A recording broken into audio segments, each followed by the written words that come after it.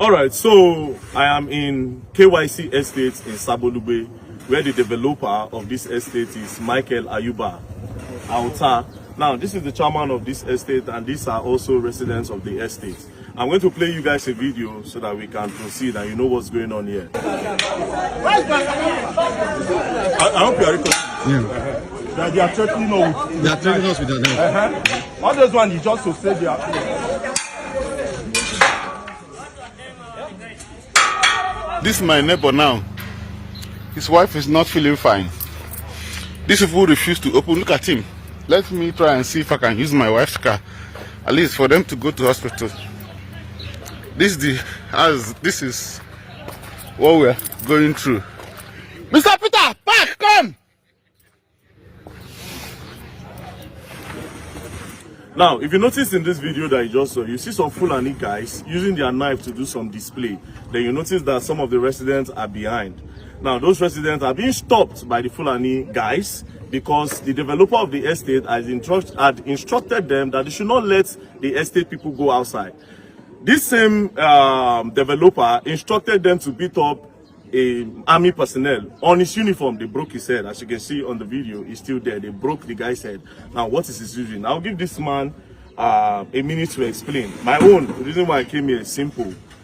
People cannot take laws into their hands. Nobody is above law in Nigeria. Where we have law, if there's no law, there's no crime. When there's law, there's crime. You cannot feel like you have influence and you do anything you like. I even heard that they took him to the commissioner of police, the then commissioner of police, and that for some reason, the commissioner of police lets him do whatever thing he likes. You understand? Me, I don't want to believe that because I know the then commissioner, Igwe, and it's my person. So now I'll give them a time to talk. Also, they said they've taken him to court, and that court have passed their judgment, but he still went on terrorizing the people. So, Oga, I just need a brief summary of what is going on here about your estate and why Fulani men are attacking you people, stabbing you people, and blocking your roads when you want to go out. Thank you very much. My name is Kolawole Diaro. I'm the resident chairman in this estate called KYC Estate. Now, in 2020, I saw an advert of this estate with a beautiful plan of how beautiful an estate would look like. And I subscribed. I paid over 7 million to have my property in this estate. Fast forward to now. Whatever we have paid for, this developer will not do. He will keep coming back to ask for more money. If we don't give him, the next thing we'll see Fulani men who come and attack us. And in doing that, the policemen at the gate will comfortably excuse themselves. So if the Fulani comes, the police will go away. They'll go away. They'll comfort, and at a point, it disconnected us from the light. We took him to NLC, took him to AEDC. They couldn't do anything. It's as if this guy has power than anybody in this country. We don't even understand anymore. Military could not do anything. AEDC could not do anything. NLC could not do anything. Nigerian police keep aiding this guy. We're even frustrated. We don't know what else to do. Well, I would have to cut you. Maybe that was a mistake. I won't say the Nigerian police aiding. I would just say, you can't just generalize the police. But today, you understand, we have to go and meet the commissioner of police, the present one, Ajawa Adewale. I heard he's a very good CP and he stands for people's rights. Also, this man behind me was also attacked. You come closer, he was also attacked in his residence by who? So I will give you, even at his back, too. They also attack him. I don't know, this is a public place. So, Oga, how did the incident happen? Please, just a summary of what happened. Okay, well, it happened 10 p.m. Wednesday night, 4 weeks ago. I believe they've been observing me from one of the uncompleted buildings from behind. So I came out at that time, which is my normal time to come out to turn off my generator. With sleepy eye, already turned off all the lights in the house. By the time I turned up the kitchen light to open the door, two of them were standing right in front of me with drawn knives, and they attacked me. I had to defend my family. That was exactly how I've been traumatized since then because of lack of security in the estate, and it's a worry for us here residents. But do you pay? Sorry to cut you. Do you pay your security levy? We pay security levy. And again, if you notice behind me, according to the residents, that they've paid for the gates to be done. And that for over 5 years now, the gate have not been done. And he will still come back to still want to collect money for the gate. And if they complain, next thing, Fulani attack. He even said the other day that they were arguing with him, telling him that, oh, we have paid you for this plan. Why are you not doing it? Next thing, policeman that was beside him shot in the air so that everybody will leave him alone. You understand? That's abuse of power and influence. I don't know who he knows in the police. I don't know who he knows in the government. But what is wrong is very, very wrong. And like I said, we get law for Nigeria. Nobody is above the law. Nobody is above the law. So we'll take this matter to the Commissioner of Police, and the matter will be out there so that any influence we get, we won't really see. You understand? Whether Nigeria don't be that place. And lastly, I have a problem. My problem is that if this man can call Fulani men at will anytime to come and attack, only God know the people where they in charge of the insecurity where they in Nigeria. For you to get Fulani where you they call, you understand? Then nobody they say for the country. They need to even bring you in for terrorism first. They need to bring you in for terrorism. Let's know what you are funding. If these people are loyal to you, that they will block your gate, you cannot report to the authorities that this is the problem. Oh, government, come and settle this matter. These people are not doing it. Or charge them to court. All of you take laws into your hand, but it's not going to. We're not going to country make something like that they happen. I even came here and said, I see me like the teaching one Fulani will all come, or anybody that will say will come, so that we'll understand what they go on. Make I see with my eye. But it's not fair. So we'll go to the Commissioner of Police office, the one in charge of the FCT. We'll lay the matter there so that at least these people can be saved. And he also threatened that he'll come and do what again? On 16, he threatened that he's coming back with full force, with more Fulani men to come and attack us more. Okay. So, but don't worry, it's not going to happen. We'll take it now to the CP. So thank you very much. Peace and love, and don't play. Fulani, because now na papa na get Benue. Now na they tell us say make we go do meeting with una elders. That is our traditional rulers. Make they go do meeting with una elders before peace go fit day. No be so na talk. That time don't pass. Where we say we will go dey listen to elders. Elders where una fit don't bribe, don't settle. We'll come sit down, they listen to them, then they go tell us more calm down. Then later una go see go they spike people up and down, kill women, kill children, kill everybody. Now, as it be say everybody don't they provoke. They stand up now, say they want to defend themselves. Una don't they say they no fit pursue una. Say una don't already buy land. Una don't buy. It no concern us. It no concern us anywhere. So far say una no want peace. Even if we don't sell land give una before, we go pursue una. As una don't declare the war, so make everybody stand up. Follow una the way una come. Una they can't talk, say me they can't do meeting. Do meeting. Una don't know that one before. Una no sabi that one before. My people, may una even watch this video, hear the rubbish. Some of una don't watch the video, but watch out again, hear the rubbish where this boy. Take it or leave it. Fighting each other will never solve the problems that are happening in Benue State. Believe me. This message coming from a youngest Fulani boy, which is Ibrahim. Seriously, I'm not joking. Joke aside. Both the tribes that are living in the Benue, TB, Idoma, Fulanis, there are many uncountable, like I can't count them. But seriously, to be fighting each other will never solve the problems that are happening in your state. Seriously. All the tribes, you have traditional rulers. So you have to call them. Let's have a meeting. Let's organize a meeting between all the traditional rulers, both the Fulanis and the other tribes.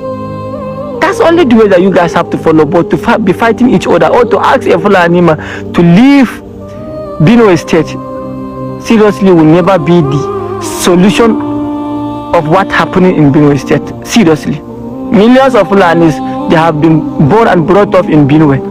And you ask them to leave the state. Unacceptable. It can't happen.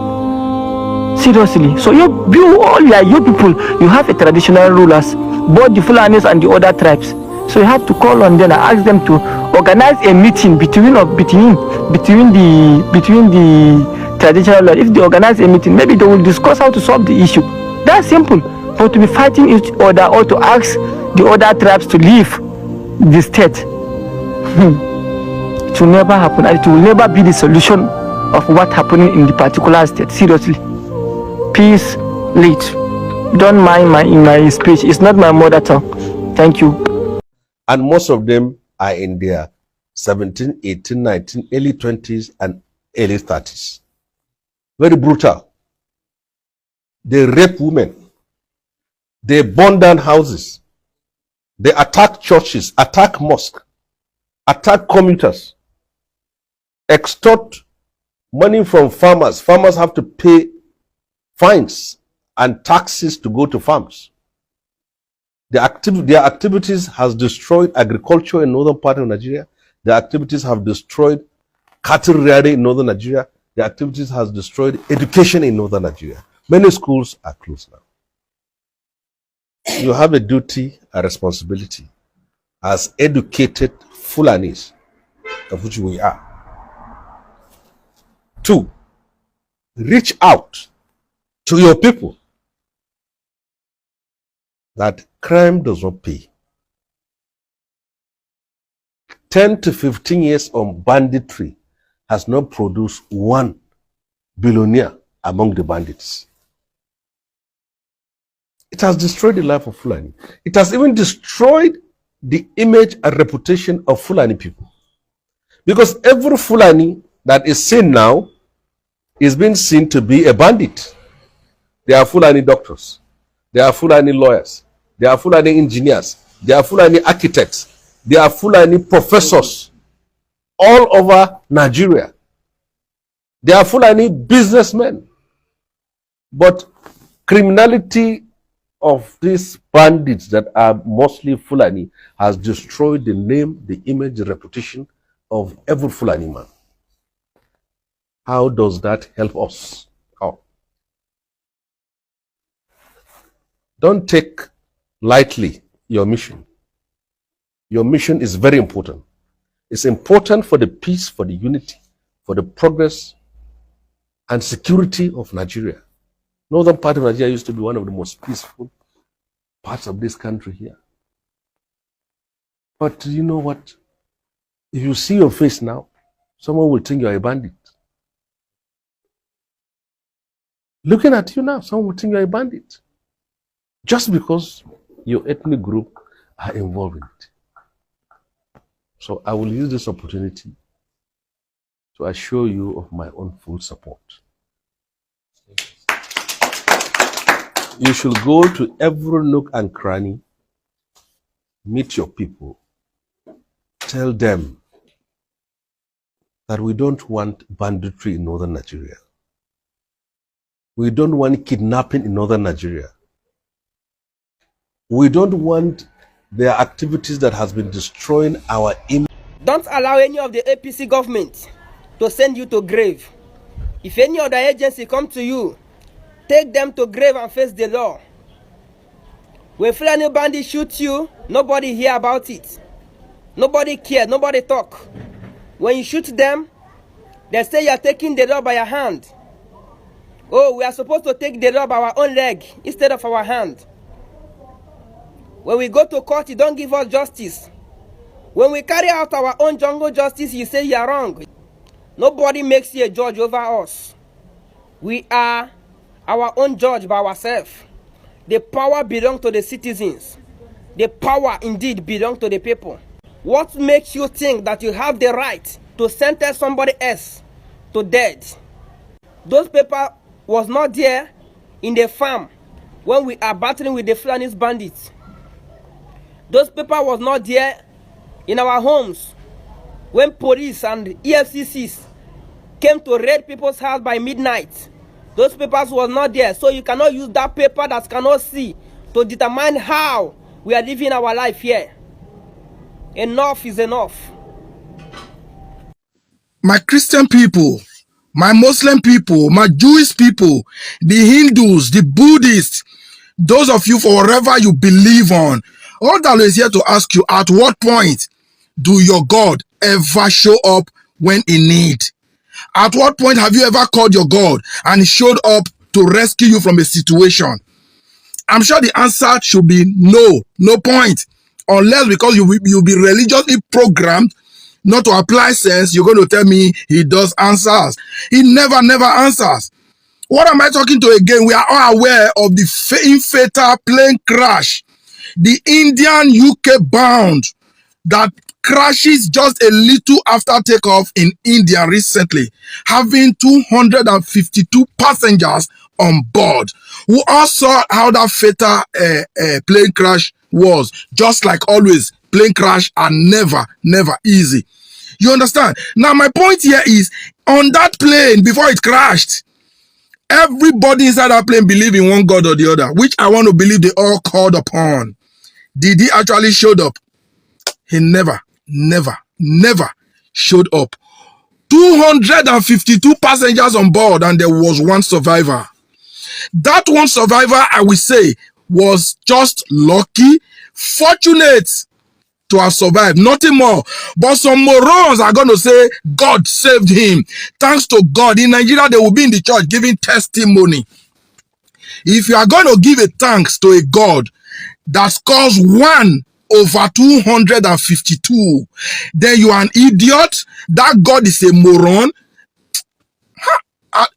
Should I continue? Of course I will continue. The Nigerian man will say, oh God, thank God for the life of the survivor. 1 out of 252, you will thank a God for scoring 1. See, religion, if religion does not make you crazy, if it doesn't make you mad, if it doesn't make you look stupid, then nothing else can make you. One survivor, miraculously. And you see that survivor, I don't know. You see this life that we live in. There is something I always say, no one knows anything about anything. Things are just normally, naturally. That guy was not saved by any God, neither was he saved by any charm. He was lucky, he was fortunate. If you know the distance by which that plane came from, and somebody survived it, that's enough to convince any Christian that there is God. But they will never remember to ask, what about the 251 others? We are not even adding those that were also died inside their house because the plane crashed on the building. There were people in that building that has not even been recorded yet. So which means it's more than 252 that went down there. Then you're going to thank a God for the life of one that was saved. Then one thing I know about that one that was saved, just looking at the video I'm displaying now, I have been displaying the video. You saw how the plane eventually crashed. You saw the fire, and you see the guy that survived that fire. You see the way he's walking. From that fire, that others were roasted. Somebody survived him. The guy that was sitting on flight seat 11, close to the wings. That's the guy. You see, he's walking like he's only have bruises on his face, just as you can see me displaying. The Christian we say was lucky, it was God, it was not God. The guy was just lucky and fortunate. And you see this same guy now that have survived this plane crash. To see how funny life can be, you might hear that next month that this guy passed after brief illness or attacked by armed robbers or any other little thing that's not up to something. Because this guy is not going to live forever. He's definitely not going to live forever. Something less than this will eventually take his life. That is life. On the day of that plane crash, I will tell you, maybe it was not just his time. I don't know if it was the time of every other person on that plane, because I know there were kids, there were elderly people, men and women, which all cried to God, a deaf God that is incompetent. So my message here is simple. You Christian brother and sister, you religious person, put it in mind that there is no God anywhere saving mankind. What led to that plane crash is not the handiwork of devil. No devil caused it. That's why no God could save it. It is a natural accident. Those in charge of that aircraft in no distant time are going to come out to the problem and causes of that crash, and we solve it in subsequent airplanes. That is the work of science. That is how man have been building this world, perfecting it. There will come a time you will hardly hear a plane crash, because every plane that crashes, those in charge make sure they know what the causes was and they avoid it in subsequent flight.